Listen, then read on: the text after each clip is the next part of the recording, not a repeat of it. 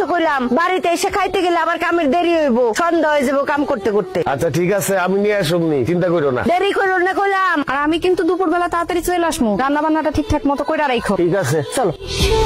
আব্বা এতক্ষণ ধরে চেষ্টা করতেছো, তারপর আগুন জ্বলতেছে না। লাকড়িটা কি ভেজা নাকি? তুই যেই হারে চোখের পানি নাকের পানি ছাড়তেছস তাতে লাকড়ি এমনি ভিজা যাইব। সমান অধিকার দিতে গিয়া এখন তো মনে হইতেছে চোখে দেখার অধিকারই হারাই ফেলামো বাপ্পলাই। তাই তো দেখতেছি। আবার জ্বলছে জ্বলছে জ্বলছে, ধাক্কা দাও ধাক্কা দাও, জোরে ধাক্কা দাও। ও ভাবি, আপনি কে? কিস্তি আলি। ভাবি কই? আপনি আলিফের বউ না?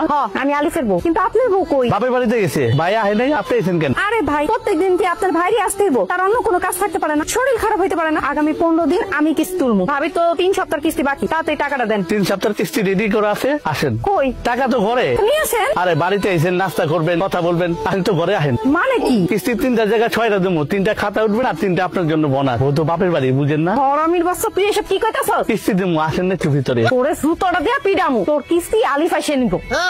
6 কিস্তি একলাগে দিতাম কিন্তু। কিরে রান্নার খবর কি? রান্না হইছে? ভাত হইছে? সব ভাত তো হইছে, তবে ছোট্ট একটা সমস্যা হয়ে গেছে। সমস্যা কি হইছে করছোস নাকি? তুই সব ভাত ফেলাই দিছোস। এখন আমি তোর মাল লেগে কেমনে ভাত নিয়ে যাবো? তাহলে তো দুপুরের মধ্যে খাবার নিয়ে যেতে কইছে। এ আব্বা, আমি তোমার একমাত্র পোলা, ভাতের মার গালতে গিয়ে আমার হাতটা পুড়ে গেছে, সেটা নিয়ে তোমার কোনো চিন্তা নাই। তুমি আসো মাল লেগে কেমনে ভাত লয়ে যাবে সেই চিন্তা লইয়া। তোর মার ভাত যদি আমি সময় মতো না নিয়ে যাই, তুই জানোস আমার খবর করে দিব। বউয়ের শাসন কি জিনিস, বউয়ের যন্ত্রণা কি জিনিস, তুই কি বুঝবি? এমন করে কইতাছো মনে হইতাছে তোমার একারই বউ আছে, আমার বউ নাই। আমি তারে কেমনে খাবার দিব সেটা কও, এটা বুদ্ধি দাও। এক কাম কর, উঠা মাটির থেকে সব ভাত উঠে ধুয়ে ফেলা। এই ভাতে ওকে খাওয়াবো, আমরা পরে রান্না করে খাবো। ঠিক আছে। তরকারি অবস্থা কি তোর? দেই তরকারি রান্না শেষের পথে, লবণটা দেখো তো। দেই লবণ হয়েছে।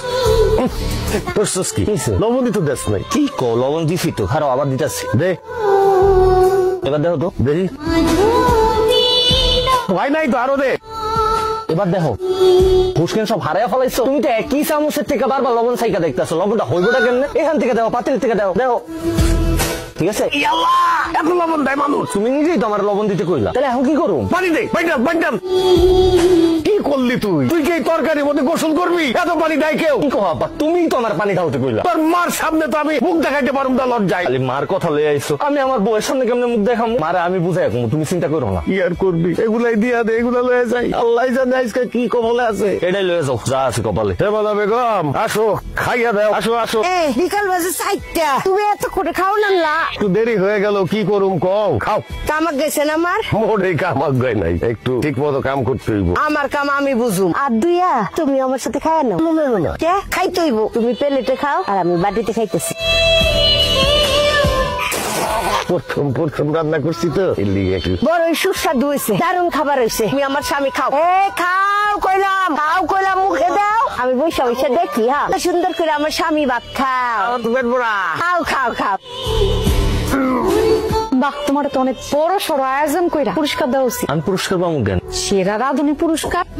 তোমার হাতের রান্না এত চমৎকার হয়েছে, মনে হয়েছে ঢাকা সোনারগাঁর হোটেলের খাবার খাইছি। রান্নাটা খারাপ হয়েছে দেখে আমার এমনি করে খোসা না দিলেও পারতাম। মনে হইতাছে তুমি একেবারে কাজ কাম করে আজকে উদ্ধার করে ফেলাইছো। তুমি যে কিস্তি উড়াইতে গেছো, কয়জনের কিস্তি উড়াইছো? মাত্র 3 জনের কিস্তি লিয়ে বাড়িতে আইছো।